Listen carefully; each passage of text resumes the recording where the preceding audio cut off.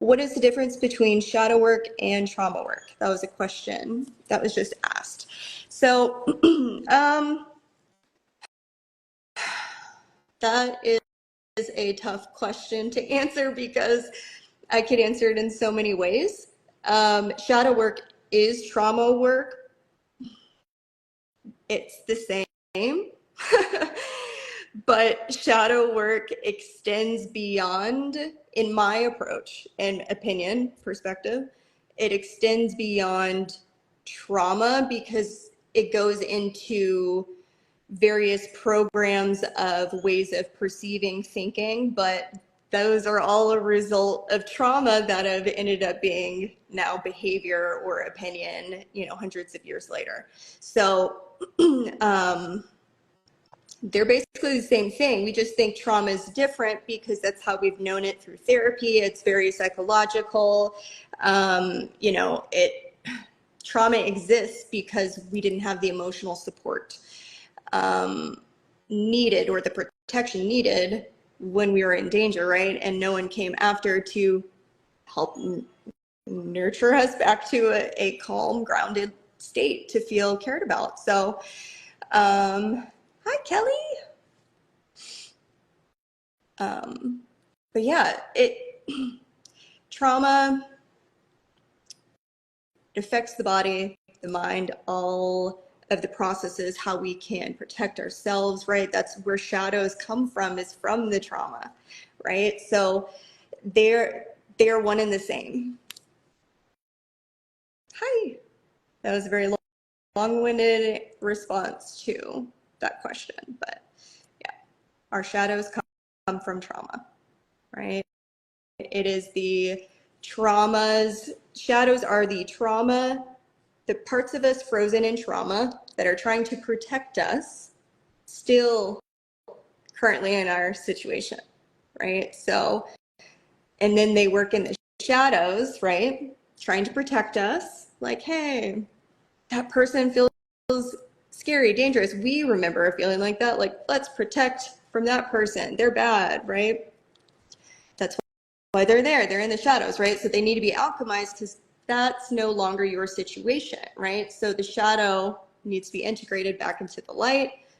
So you no longer have the shadow passenger trying to tell you all of these things about something from the past that is not in your present, right? Cause and effect, exactly. Yeah, if we didn't have trauma, we wouldn't have shadows.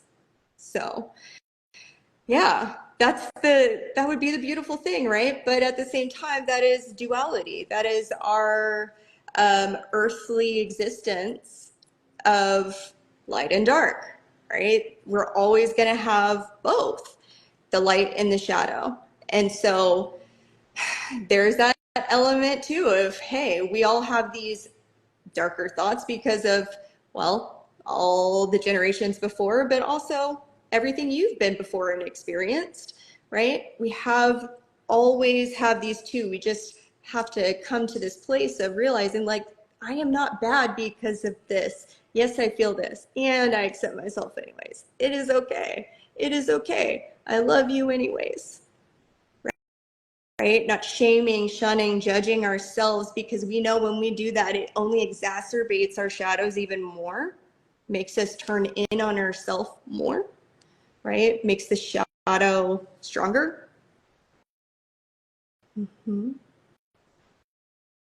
Yeah. Any other questions about shadow?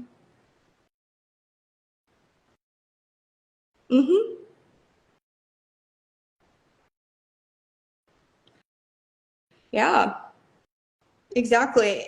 And that's why I had to, I wanted to create my own approach too, because I have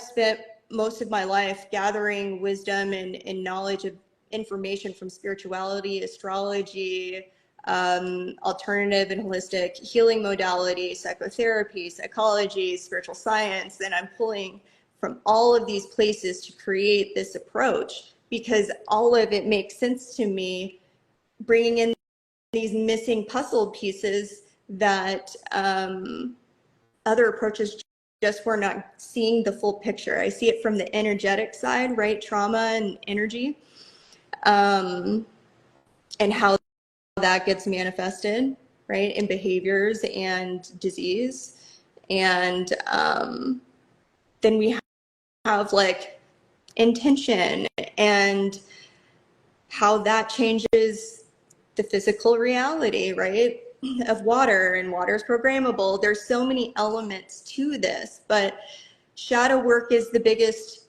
tool that could help us get to a place of self-love. And you know, there's been a lot of people that I've actually been really surprised at how many people have been angry at that comment, because I get it. That is the shadow response, right, of being angry.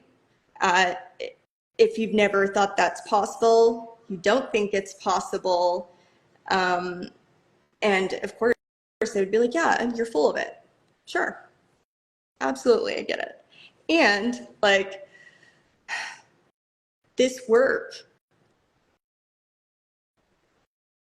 helps you reprogram how you talk to yourself. No matter what, you have to reorient and be that parent for yourself, to be that protector, the one that's like, oh, I know what we need. We're mad right now. Let's go do a sacred rage release. Or I'm really upset. This is my 2-year-old self. I need to step away and rock and hold myself and hum, because that's what brings my nervous system back down and what helps that shadow part feel not abandoned and loved. Right? You learn how to do these kind of, it may seem radical or uncomfortable, but doing what is necessary to fulfill what you need. And that creates a bond with yourself, an undeniable bond. Because it's like, oh, you're the person that I've been waiting for, that I've needed this whole time. It wasn't, you know, this person that I wish it could have been that person, but like, really, I've been needing you.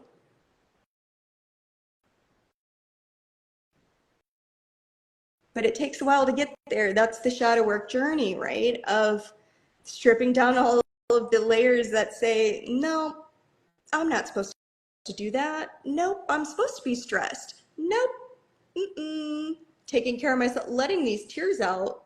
I'm not doing that. That's embarrassing. Right?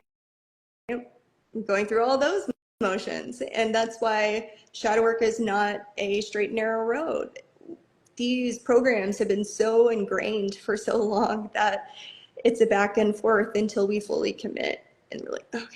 But it's like that with almost everything, right? It's just a constant catching, because we are 90 to 95% living unconsciously at any waking moment at all times. But we know that can increase, right? And Venusian Pisces, to touch on something you asked earlier, what was it? Yeah, about the grounding techniques. One of the big ones is meditation, and I get an array of responses about meditation, because people are like, oh, I don't want to sit there in silence. I'm like, hey guys, there's like 100 different kinds of meditation. I promise you will find something that you like, whether it's movement meditation, which is most of our productive society's favorite. But meditation is one of the only ways for our brain to actually have space to create neuroplasticity, growth, right? New neural pathways, new growth, which means new ways of thinking, being, doing. The purpose of it is to help you guys see shadow in your own life, so that the issues that you're feeling stuck in, feeling frustrated, or you just, you know, like it just keeps cycling and happening over and over and over again.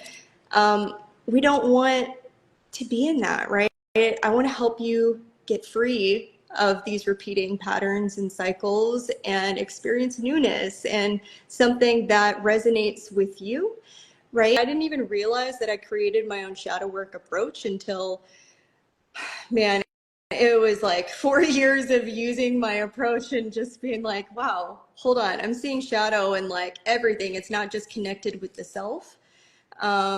It's not just the parts of us, right? It's a lot of the societal, collective programming, generational, ancestral things that we don't even realize, we're not aware of, but that impact our own personal shadows, affecting your behavior in all these different ways. So my shadow work approach is less just about the self and seeing how we can alchemize and work through that to really reprogram our entire narrative and perspective of life to attain the abundance or the way we want to feel, matching our insides to our outsides, right?